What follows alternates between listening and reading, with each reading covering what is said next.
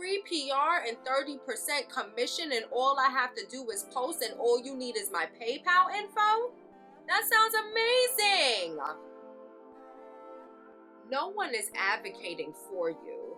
So if you fall for every single thing, you are bound to get scammed. Hey, since my story time on the newest Fashionnova influencer scam caught a little bit of buzz, I decided to make a how to detect and avoid scammers video for you guys. If you're interested in my tips and tricks, keep watching and don't forget to subscribe. Before we begin, just a quick disclaimer and a little background just in case anybody is new here. I will be using 2 emails as an example. One is absolutely a scam, and the other, it's not confirmed to be a scam. However, I do have my suspicions. So brand number 2, sorry, not sorry, but I said what I said. For those of you that are new to my channel, just to give you guys a little background, I am a marketer. I do social media management, creative directing, brand development, writing. My side gigs is influencing and YouTube people. I was going to say and hustling. I mean, that too, though. So throughout my years of working with companies, specifically within the influencer marketing department, without proper management, you have to be your own eyes, ears, lawyers, assistants, advocate, all the above. We will touch on this a little bit more later on in the video. Step number 1, analyze. Once you receive an email, look for these things. Are they providing email signatures? What about a greeting? Contact information? US or international? Are they using a company email? If the email looks like this, please run. Now, I have received professional emails that does look like this. There's a greeting, there's contact info in case I have questions, there's hyperlinks to the socials.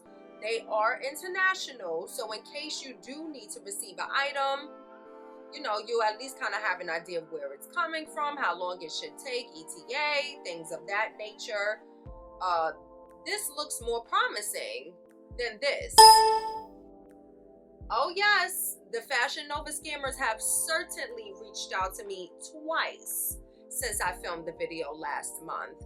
What's funny to me is the Fashionnova headquarters, YUHQ with no logo. Moving on. Which leads me into step 2, research and findings. Be sure to look out for these things. Before responding, leave the email open. Mark it as unread, do whatever you gotta do. Open your Instagram and search for their page.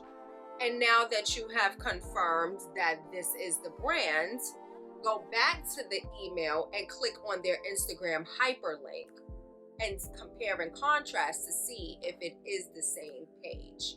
Most scammers will connect in their email, in that hyperlink specifically, an Instagram account that they personally made that will make it appear to be so brandy and so groovy that you're literally going to think that it is the official brand's page. That's how great these people are. So compare and contrast can never hurt. Be sure to compare the number of views, likes, follower count, and comments. If the brand was reputable, you would see great traffic.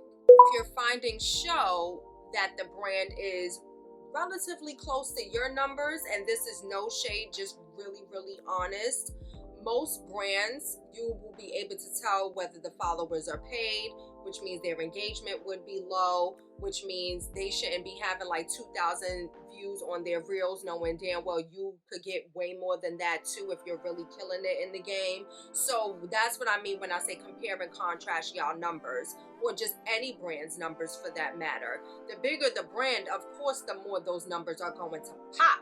So if the numbers ain't popping, then why would you want to work with them? Granted, it does not always mean that they are a scam. It could just really mean that they are an up-and-coming brand. And it is nothing wrong with that. We all have to start from somewhere. But just keep that eye out. Number 1 rule in life. Ask some sort of question. Whether they are a scam or not, this goes back into what we spoke about earlier in regards to being your own lawyer, your own assistant, your own advocate, your own everybody. When you have a manager, they will be able to ask those questions for you, and all you have to do is just produce your talent. However, when you do not have a manager, you cannot just be a yes man to every single thing that a brand wants. You should always ask a question, even if it's just for them to clarify or elaborate, just to show that you're paying attention and that you're smarter than most. That's lowering your money. That's lowering your reputation, and it's also just looking as if you're not equipped and you're not as involved. For somebody like me, if I have less than 2,000 followers, that doesn't mean anything to me. I'm going to talk my shit because I don't care how many followers you have. If you want me, we gonna have to go by the book. Like in this example here, they failed to mention in this blob about the posting requirements. So I said this. They shockingly responded and gave this blob of bullshit. Free PR and 30% commission, and all I have to do is post, and all you need is my PayPal info? That sounds amazing! I responded again, providing the answers to their questions with the rate and the platforms, to then get blocked. If you did not watch my story time, leave here, go watch that, and then come back, because whatever questions you got will be answered in that video. Promise. Step 3 is intuition. When in doubt, trust your gut. This company could truthfully be legit and just don't have the US marketing as they mentioned in their email. My flags were, just because you are an international company does not mean that you cannot use Zoom or Google Hangouts. Like WhatsApp? Really?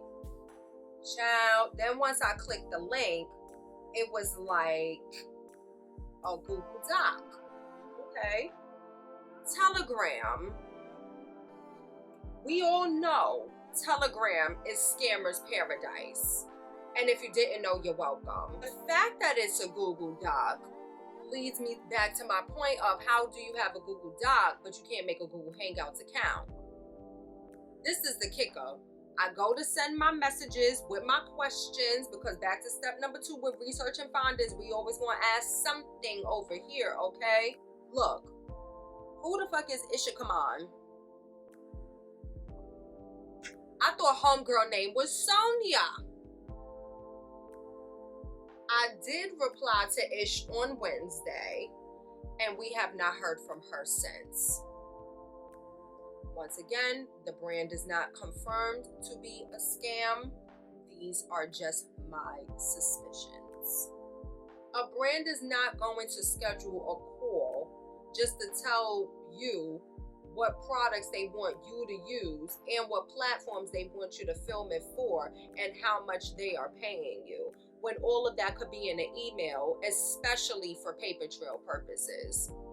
If you're a big brand and a big influencer and they got big projects and brand trips, and that's when you guys will get some sort of call. Other than that, no. I have damn near witnessed bullying sometimes with brands, where they'll say, oh, just fill out the form and we'll explain everything then.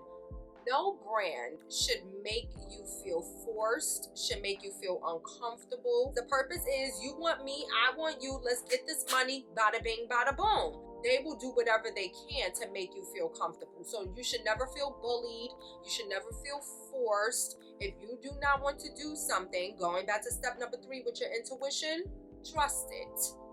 If they feel like they're forcing you, tell them fairly well, or don't even respond to their asses. Because if Ishkaban and Sonia would have cared more about my questions, comments, and or concerns, they would have reached back out to me. They would have been eager enough to try to provide me with some sort of comfort in order for me to then fill out the Google Doc to proceed. When you see a reply, sometimes brands do get frazzled, and then that's when you'll know you got them. Thank you for watching. As mentioned, please check out my story time in order for you to get more helpful tips and tricks. Follow me, Staleyinsight, on everything. Don't forget to subscribe as well to catch up with your girl. Last but not least, catch you next video.